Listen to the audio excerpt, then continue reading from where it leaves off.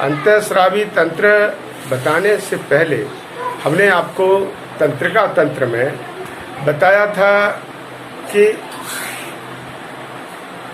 जो प्रमस्तिष्क है उस केंद्रीय तंत्रिका तंत्र के अंतर्गत बताया। केंद्रीय तंत्रिका तंत्र में दो भाग होते हैं, ये हम बताया था। केंद्रीय तंत्रिका तंत्र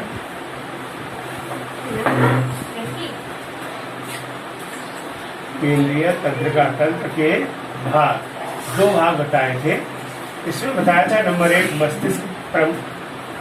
मस्तिष्क और मेरुरज्जु बताया था। ठीक है, हम पढ़ चुके हैं पहले मस्तिष्क और नंबर 2 मेरुरज्जु।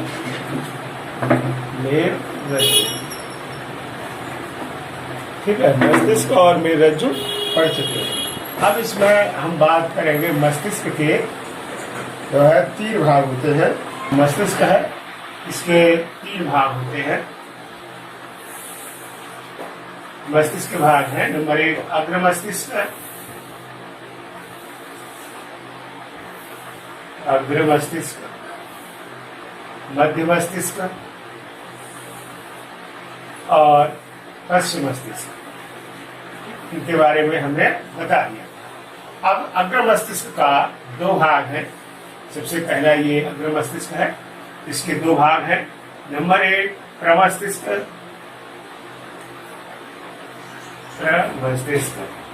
और डायनसेफेलॉन। दूसरा है डायनसेफेलॉन।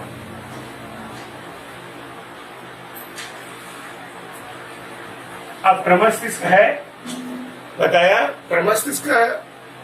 मस्तिष्क का सबसे बड़ा भाग है। लगभग ये पूरे कुल मस्तिष्क का इसका आयतन 9/10 होता है। यह प्रमस्तिष्क है, बुद्धि और ज्ञान का केंद्र है। प्रमस्तिष्क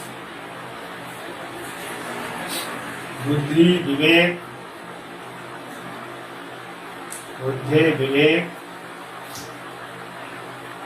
ज्ञान, तर्क शक्ति,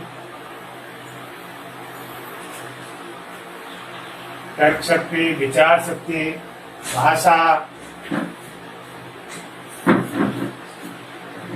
भाषा वाणी के विकास का केंद्र है। यह इस पर नियंत्रण करता है। ये हमने आपको पहले बता चुके हैं। इसके बाद ये हमने डायनसेफेलॉन के 2 भाग होते हैं। डायनसेफेलॉन है, इसके 2 भाग हैं। नंबर 1 है थैलेमस, हाइपोथैलेमस। और जो थैलेमस है, दूसरा हाइपोथैलेमस।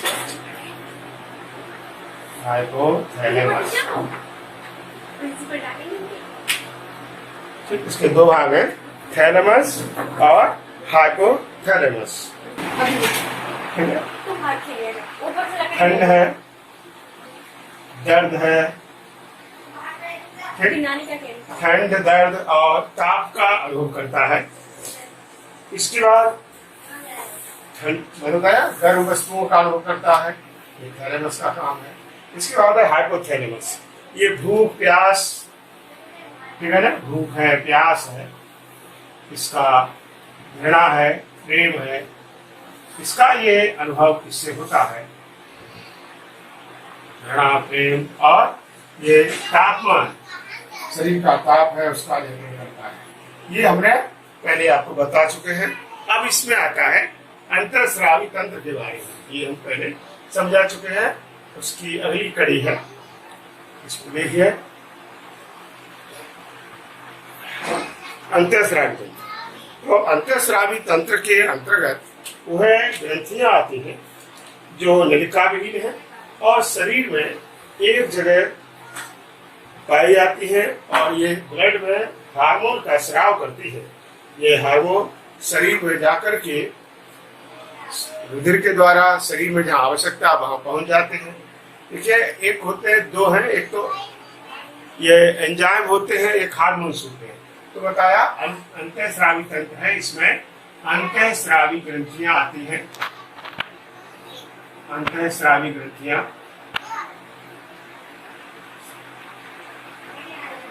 अंतःस्रावी ग्रंथियां आती हैं, इन्हें नलिका विहीन ग्रंथियां भी कहते हैं।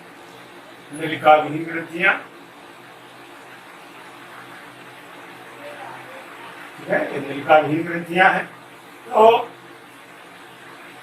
ग्रंथियां दो प्रकार की होती हैं, एक नलिकायुक्त होती है, एक नलिका विहीन होती है। तो इनसे हार्मोन्स का स्राव होता है, हार्मोन्स का स्राव होता है। और ये हार्मोन्स हैं, ये शरीर में अंतःस्रावी ग्रंथियों से निकलते हैं और ये स्रावित होकर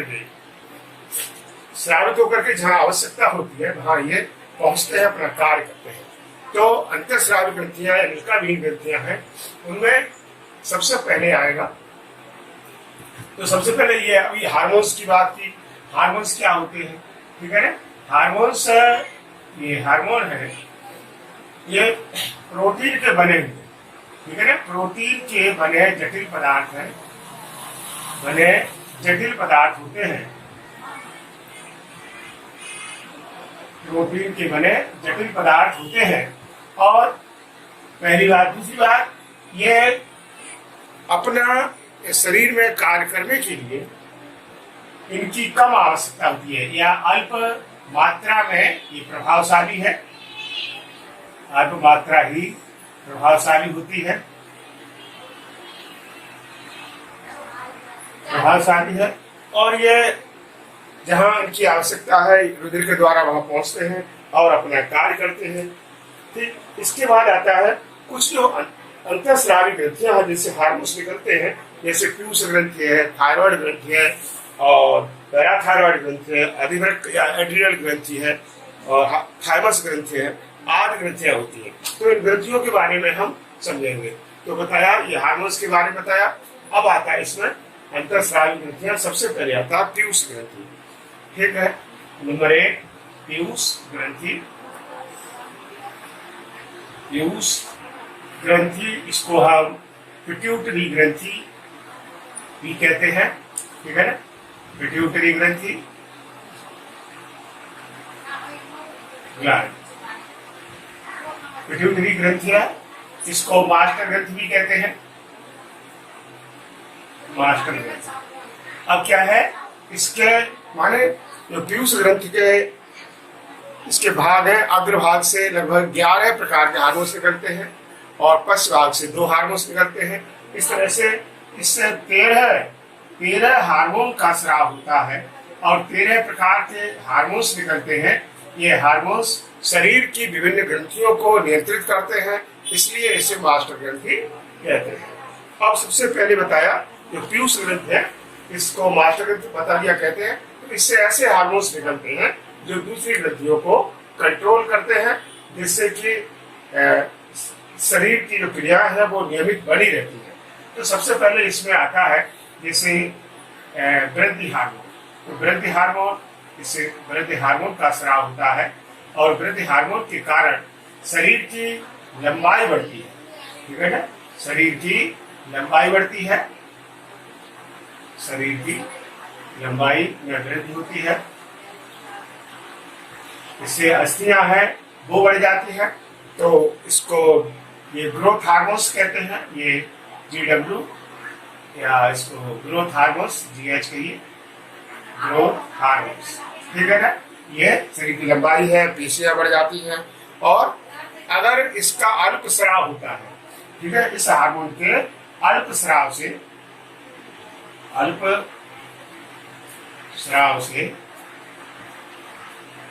इसका अल्प स्राव होता है तो बच्चे बौने रह जाते हैं, ठीक है, बच्चे बौने रह जाते हैं, बौनापन आ जाता है, ठीक। और अधिक मात्रा में स्राव होने से, अतिस्राव अगर होगा इसका, तो अतिस्राव होने से व्यक्ति की लंबाई है सामान्य से अधिक हो जाती है, व्यक्ति की लंबाई, ठीक है ना, की लंबाई सामान्य से अधिक होती है और सामान्य से अधिक। अब आपने देखा होगा कि कभी कभी आता है कि हमने अखबारों में आता है और टीवी पर आता है कि पूरे देश में सबसे छोटी महिला एक थी, उसकी लंबाई 2 फुट के करीब थी। अब 2 फुट के करीब है, इसका कारण है पीयूष ग्रंथि सक्रिय नहीं हुई, उसके द्वारा जो ग्रोथ हार्मोन्स है, वृद्धि हार्मोन है, उसका स्राव अल्प मात्रा में हुआ, इसलिए वो होने रह जाते, आपने सर्कस में देखे होंगे। और एक अतिस्राव हो जाए तो व्यक्ति सामान्य से अधिक लंबाई हो जाती है। कहते हैं पूरी दुनिया में सबसे लंबा व्यक्ति ये है, तो क्यों वो लंबा हो गया? क्योंकि उसमें हार्मोन्स का स्राव अधिक हुआ। अब ऐसे ही दूसरा आता है, एक हार्मोन्स वृद्धि हार्मोन्स, दूसरा TSH हार्मोन या थायराइड प्रेरक हार्मोन। थायराइड प्रेरक हार्मोन इसे कहते हैं, थायराइड प्रेरक हार्मोन। और इसको हमने कहा ये TSH, ये सच है थायराइड स्टिमुलेटिंग हार्मोन।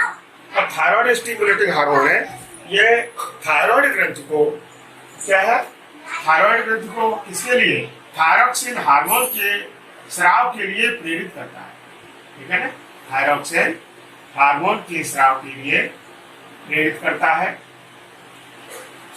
और जिससे थायरॉक्सिन हार्मोन का सही समय पर स्राव होगा तो ये उपापचय क्रिया जो होती है शरीर के अंदर वो सही बनी रहती है। तो ये TSH हार्मोन ये पीयूष ग्रंथि से स्रावित होता है और थायराइड ग्रंथि को जाकर के प्रेरित करता, उत्तेजित करता है, जिससे कि थायरॉक्सिन हार्मोन का स्राव हो जाए। अगला तीसरा आता है, अच्छा इसके बाद आता है अगला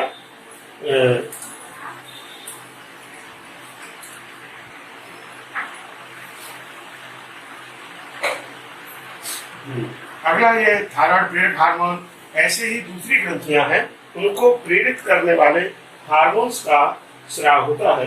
एक है फॉलिकल स्टिमुलेटिंग हार्मोन या कुटिका प्रेरक हार्मोन कहते हैं। कुटिका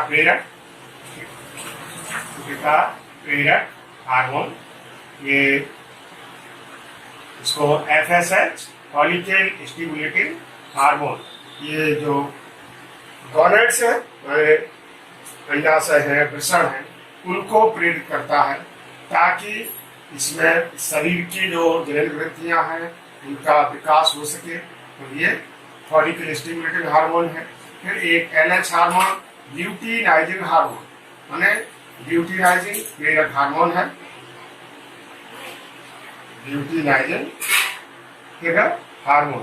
तो ये इसके स्राव के लिए प्रेरित करता है LH। तो ये हार्मोन बताया जो जंतुओं में अंडाशय से जो हार्मोन्स निकलते हैं उनके लिए ये प्रेरित करता है। इसके बाद है ये हार्मोन्स। इसके बाद आता है अगला एक निकलता है ल्यूटिनाइजिंग हार्मोन। ये इसके बाद आया है ऑक्सीटोसिन हार्मोन। ऑक्सीटोसिन हार्मोन है, ठीक है, ऑक्सीटोसिन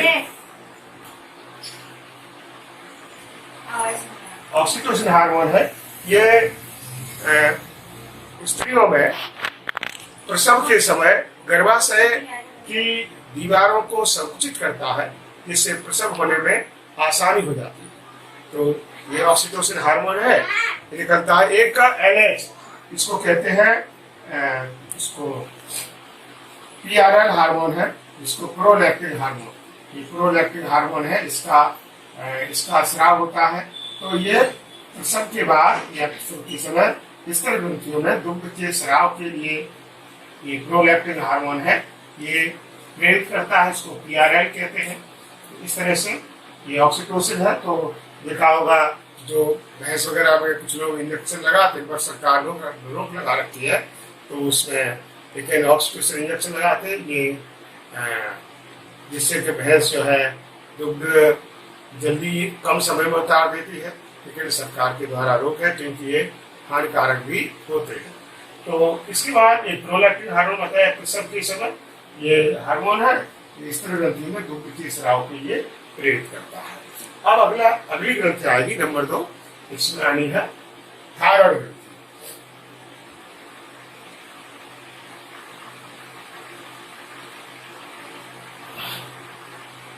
देखिए थायराइड ग्रंथि है, दूसरा है थायराइड ग्रंथि।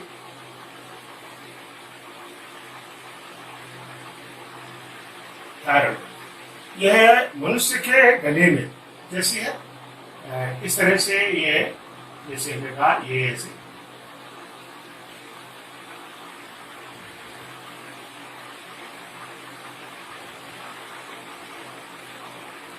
एच के आकार, यह अंग्रेजी के अक्षर एच के आकार की होती है।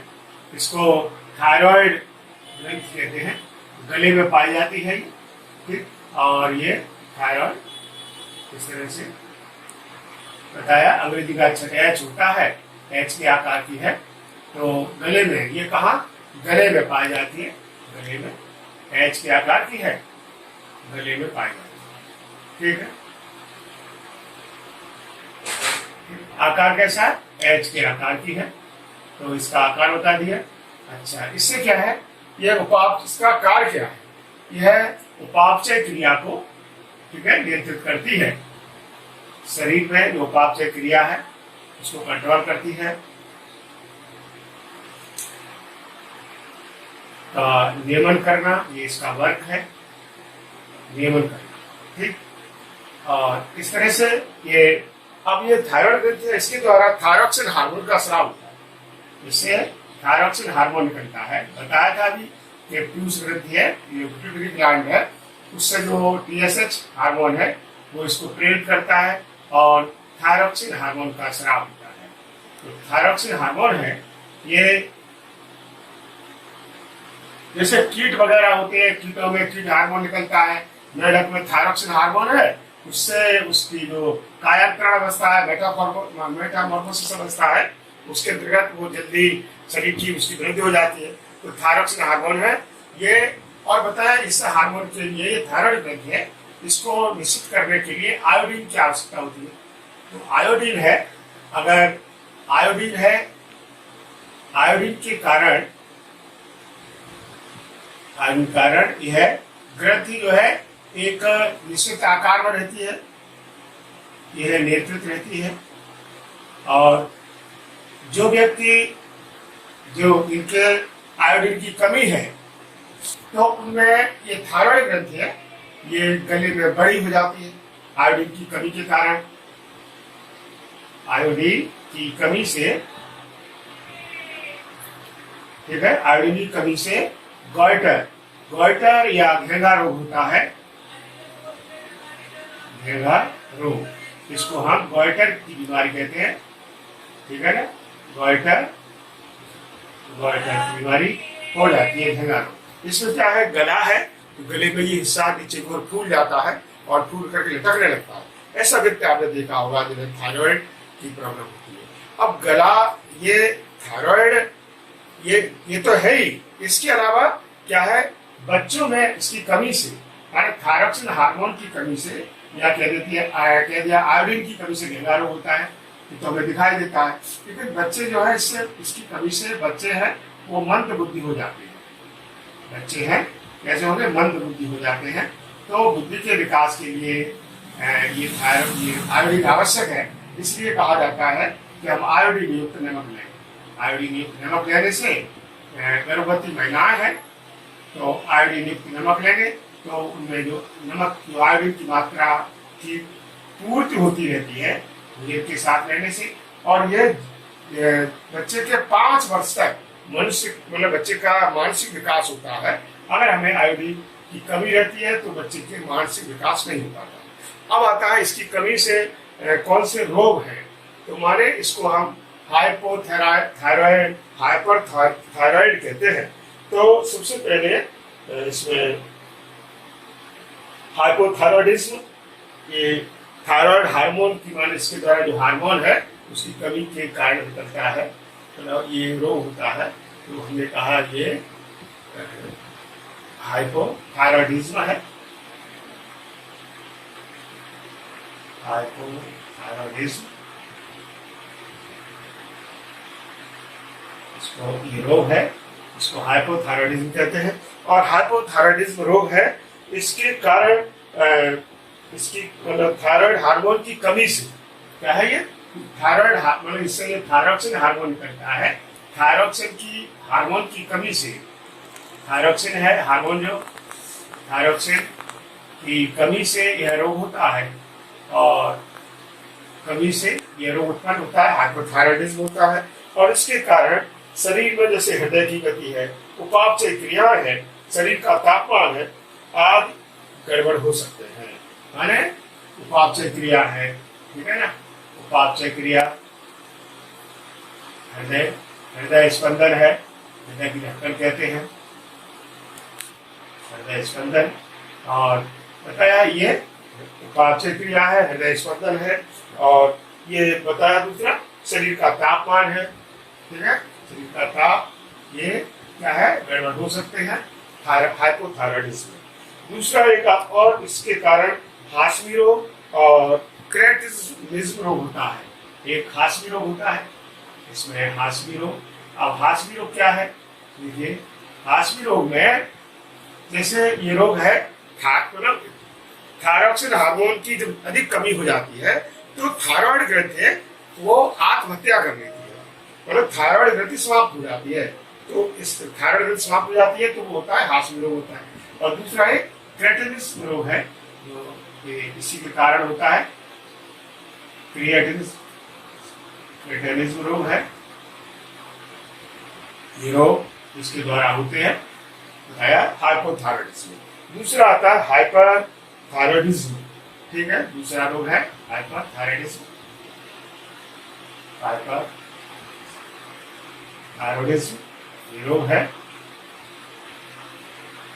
अब यह माने जो थायरॉक्सिन हार्मोन के अधिक स्राव के कारण ये रोग होता है, और इससे क्या होता है, वजन घट जाता है, हृदय की धड़कन है बढ़ती है, पसीना आता है। तो बताया थायरॉक्सिन हार्मोन निकलता है, इसकी अति सक्रियता हो जाती है।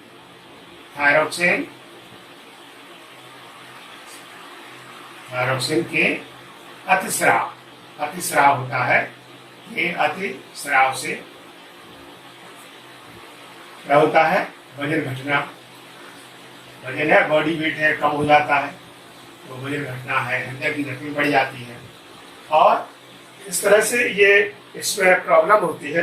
तो इसमें थकावट होना, घबराहट होना, पसीना आना, ये इसके लक्षण है, ठीक है ना, वजन घटना है, पसीना आना, घबराहट, ठीक है ना, आदि रोग होते हैं। तो इस तरह से थायराइड ये ग्रंथि है। इसके बाद आता है अगला, ये इसमें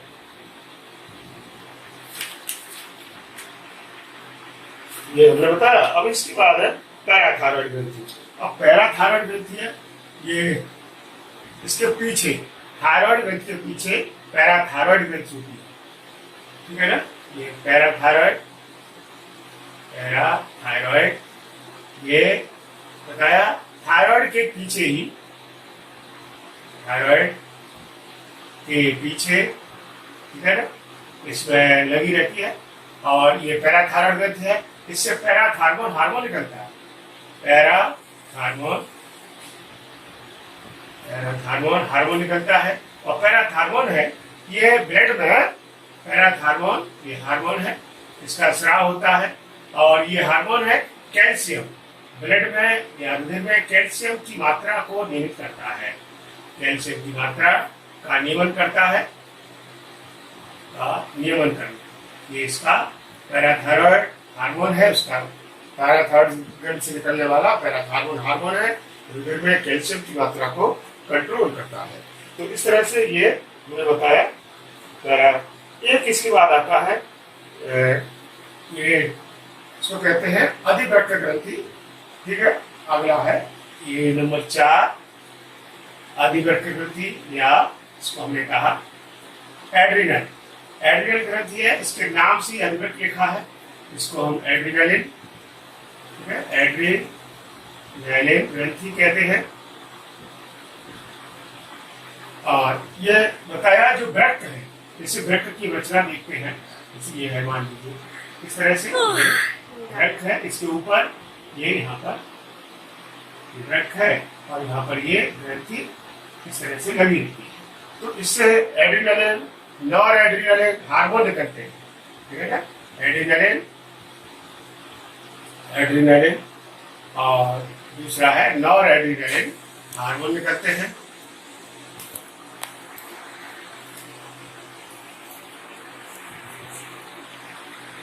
हार्मोन का स्राव होता है। अब ये हार्मोन है क्या है, संकट के समय, डर के समय, ठीक है ना, ये हमें जो है उसको बचाते हैं कि कई संकट है तो हम कैसे उसका सामना करें, उसके लिए एड्रेनलिन और एड्रेनल हार्मोन काम करते हैं। इससे हृदय की धड़कन बढ़ जाती है।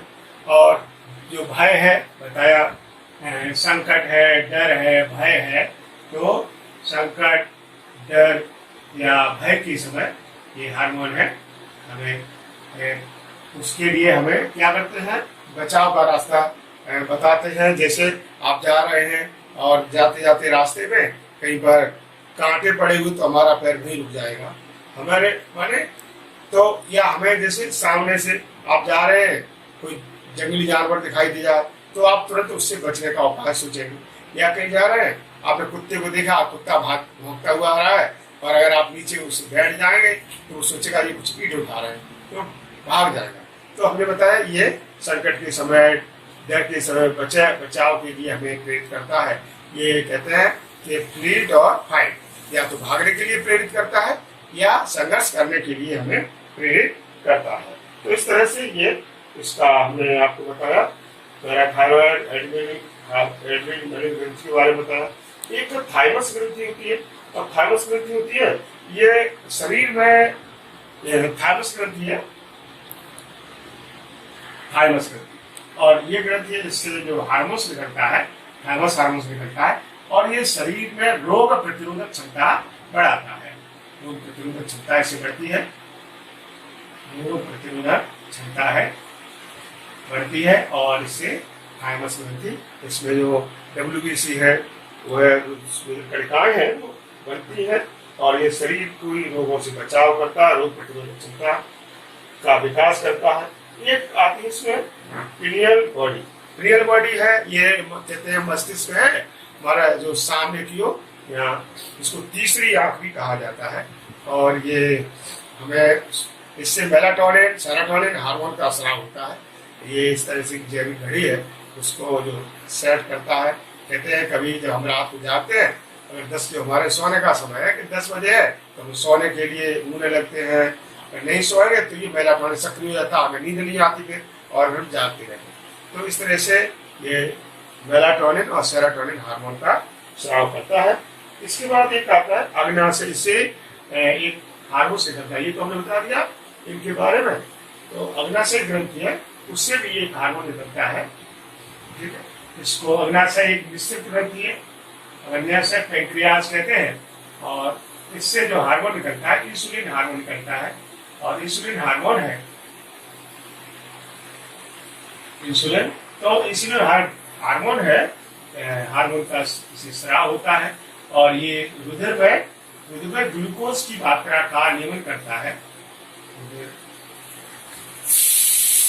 रुधिर में ग्लूकोज, ठीक है ना, ग्लूकोज की मात्रा है, ग्लूकोज का नियमन करता है, और इससे क्या होता है कि शरीर में ग्लूकोज की मात्रा बढ़ नहीं पाती है, और फिर अगर इसका अल्प स्राव हो, जैसे हमारे इस इंसुलिन हार्मोन है, इसके अल्प स्राव से अगर अल्प स्राव होता है तो शरीर के अंदर क्या है, रुधिर में ग्लूकोज की मात्रा बढ़ जाएगी, या रुधिर में शर्करा की मात्रा बढ़ जाएगी, रुधिर में शर्करा बढ़ जाता है, शर्करा की वृद्धि होती है, और इससे क्या होता है, इससे फिर डायबिटीज या मधुमेह रोग होता है, मधुमेह या डायबिटीज, ठीक है ना, डायबिटीज रोग होता है। तो इस तरह से ये इसको इसके बारे में ये बताया। अब इसके बाद आता है ये हार्मोन्स के बारे में, ग्रंथियों के बारे में बताया। अब इसके बाद आते हैं पादप हार्मोन्स आते हैं। पादप हार्मोन्स के बारे में जानकारी देंगे।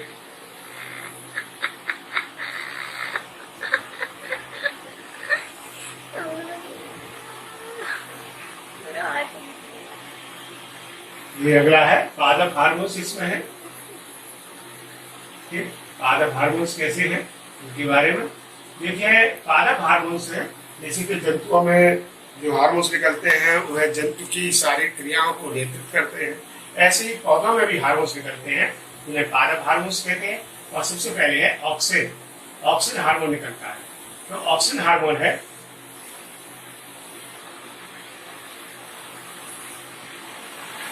है, ऑक्सीजन हार्मोन निकलता है। ये इसके प्रकार हो सकते हैं, जैसे IAA, इसको इंडोल एसिटिक एसिड कहेंगे, indole acetic acid, acetic acid है। दूसरा IBA, indole butyric acid, indole butyric acid, butyric acid ये निकलता है। और इस तरह से एक ये है 2,4-D होता है, 2,4-D, 2,4-D हार्मोन है, तो 2,4-डाइक्लोरो डाइफिनॉक्सी एसिटिक एसिड होता है, जिसको 2,4-D हार्मोन है, ये निकलता है। तो ये इसके ये ऑक्सीजन के ही प्रकार हैं।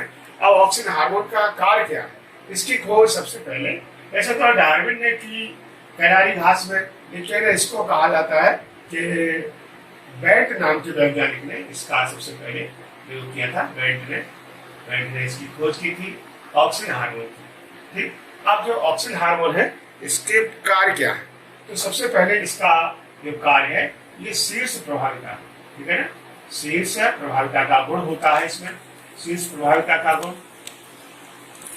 पाई जाती है, ये हमने कहा, और शीर्ष प्रभाविता पाई जाती है। इसमें क्या है, इस वजह से ये पौधों के शीर्ष पर, तने के शीर्ष पर या जड़ के शीर्ष पर पाया जाता है, जिससे पौधे की लंबाई में वृद्धि होती है, जड़ों की लंबाई में वृद्धि होती है। तो इससे क्या होता है, पौधे की लंबाई, जड़ की लंबाई में वृद्धि होती है। और देखा होगा पौधे लंबाई बढ़ते चले जाते हैं, लेकिन देखा होगा कि जैसे किसान है, तो या किसान है, खेत में चने की खेती करते हैं, तो चना है उसका ऊपर का हिस्सा तोड़ देते हैं। ठीक है, तो क्यों तोड़ देते हैं, उससे क्या होता है कि अगर चना का पेड़ बढ़ता जाएगा तो उसमें पुष्प कम आएंगे, फल कम आएंगे। अगर तोड़ देंगे तो वो झाड़ी जैसा पौधा हो जाएगा, फल अधिक आएंगे, पुष्प ज्यादा आएंगे। तो ऐसा किसान करते हैं। दूसरा, एक माली होते हैं, देखा है माली हेज लगाते हैं, और माली हेज लगाते हैं तो उसको छांटते रहते हैं, एक नया लुक देते रहते हैं।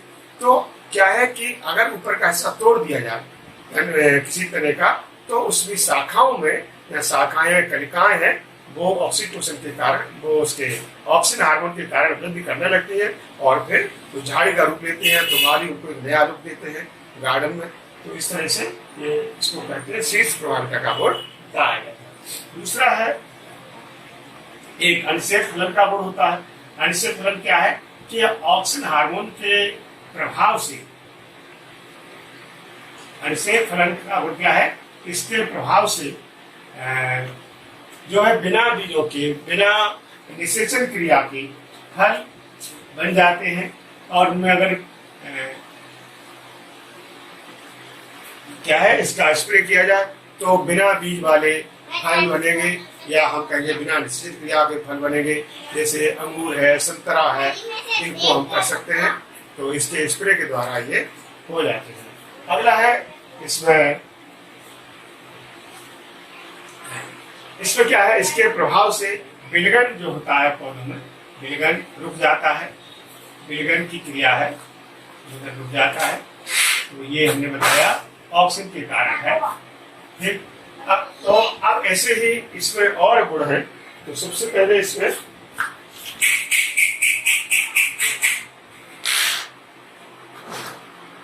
एक इसमें आता है, बताया था ये खरपतवार विनाश, खरपतवार होते हैं और खरपतवार नाशी। ठीक है, तो खरपतवार नाशी के रूप में क्या करते हैं, 2,4-D का स्प्रे करते हैं। कि छिड़काव करने से या स्प्रे करने से क्या है, खरपतवार नष्ट हो जाते हैं। तो देखा होगा गेहूं में, तो ये बथुआ है, सरसों है, चौड़ी पत्ती वाले खरपतवार है जो उगाते हैं, उनको नष्ट करते हैं। तो इसका स्प्रे किया जाता है, इसका छिड़काव किया जाता है। इस तरह से ये इसका ये है। अगला है, इसमें एक प्रकाश, मतलब जैसे पौधा उगता है तो जड़ें हैं, जमीन की हो जाती है, ये ऑक्सीजन के हार्मोन के कारण है। और तने हैं वह प्रकाश की ओर जाते हैं, तो ये प्रकाशानुवर्तन का गुण है, ये इसमें ऑक्सीजन के हार्मोन के कारण पाया जाता है। एक अगला है क्या है? अगला है जिब्रेलिन हार्मोन, दूसरा है जिब्रेलिन। तो जिब्रेलिन की खोज जिब्रेलिन है और इसको हमने कहा जिब्रेलिन, और जिब्रेला, इसकी जिब्रेला कवक से पहले खोज हुई, सबसे पहले जिब्रेला कवक से पता लगाया गया। तो अब इसका कार्य क्या है? इसके कारण क्या है? एक तो बोल्टिंग, कहते हैं बोल्टिंग प्रभाव पाया जाता है। अब बोल्टिंग प्रभाव क्या है कि जैसे जहाँ या मैदानी भागों में मान लो गाजर है, चुकंदर है, मूली है, ये एक माने 1 वर्षीय पौधे हैं, लेकिन जहाँ बर्फ पड़ती है, ठंड ज्यादा पड़ती वहाँ या पहाड़ों पर 2 वर्षीय होते हैं, तो उनके 2 वर्षीय कार्यकाल कम करने के लिए इसका प्रयोग होता है, इसका छिड़काव किया जाता है। ठीक है। और दूसरा यह है जैसे लंबाई वृद्धि हो जाती है, जैसे धान है, गन्ना है, अगर इसका स्प्रे किया जाए, लंबाई वृद्धि का गुण इसमें है, तो स्प्रे करने से गन्ने के जो तना है उसके बीच में, जैसे हमने कहा ये गन्ने का तना है और उसमें ये अगर ये छोटे छोटे हिस्से हैं ये, तो ये पर्व संधियां है, तो पर्व संधियों में पर्वों की लंबाई, ये पर्व कहलाते हैं, पर्वों की लंबाई बढ़ जाती है। तो किसके कारण बढ़ती है ये बताया, ये जिब्रेलिन हार्मोन के कारण बढ़ती है। अगला है इससे अनिषेक फलन, माने इसके प्रभाव से बिना बीज वाले फल, ठीक है। अनिषेक फलन की क्रिया, अनिषेक फलन की क्रिया के कारण माने अनिषेक फलन का गुण पाया जाता है, इसके स्प्रे करने से बिना बीजों वाले फल प्राप्त कर सकते हैं। तो बिना बीज तो अनिषेक फलन या बिना निषेचन क्रिया के, ठीक है ना, तो बिना निषेचन क्रिया के फल अंडाशय से डायरेक्ट, बिना निषेचन के अंडाशय से फल बन जाता है, तो इनको अनिषेक फल कहते हैं। जैसे अंगूर है, बिना पपीता है, संतरे हैं, बिना बीज वाले या कम बीज वाले हम फल प्राप्त कर सकते हैं। अंगूर है, पपीता है, इस तरह से। ठीक। अगला इसमें आता है ये इसके प्रभाव से, जैसे अगर जो आलू वगैरह कंद है उनमें जो जड़ें हैं वो शीघ्र निकल आती हैं, तो इसका प्रभाव। अगला एक आता है एथिलीन। एथिलीन के बारे में अगला हार्मोन है नंबर 3, एथिलीन। एथिलीन एक गैसीय हार्मोन है, क्या है? गैसीय हार्मोन है, और ये वृद्धि रोधक हार्मोन, गैसीय वृद्धि रोधक हार्मोन है। अभी वो हार्मोन बताए थे वह वृद्धिकारी हार्मोन थे, और ये वृद्धि रोधक हार्मोन है और वृद्धि को रोक देते हैं। इसके स्प्रे करने से, तो वृद्धि रोधक हार्मोन, इसके स्प्रे करने से क्या होता है? विलयन क्रिया प्रारंभ हो जाती है, विलयन हो जाता है, पत्तियां हैं, फल हैं, गिर जाते हैं, तो इसको फल पकाने वाला हार्मोन कहते हैं। इसके प्रभाव से फल जल्द शीघ्र पक जाते हैं, फल पकाने वाला ये हार्मोन है, तो इसके फल पक जाते हैं। जैसे केला वगैरह है, केला है, आम है, उनको इस हार्मोन से पकाया जाता है। तो इस तरह से हमने एथिलीन के बारे में बता दिया। तो एक साइटोकाइनिन है, उससे कोशिकाओं में वृद्धि होती है। तो ये इस तरह से हमने ये आज इतना ही, आगे फिर बताएंगे। हमारे वीडियो को आप देखते रहना, सब्सक्राइब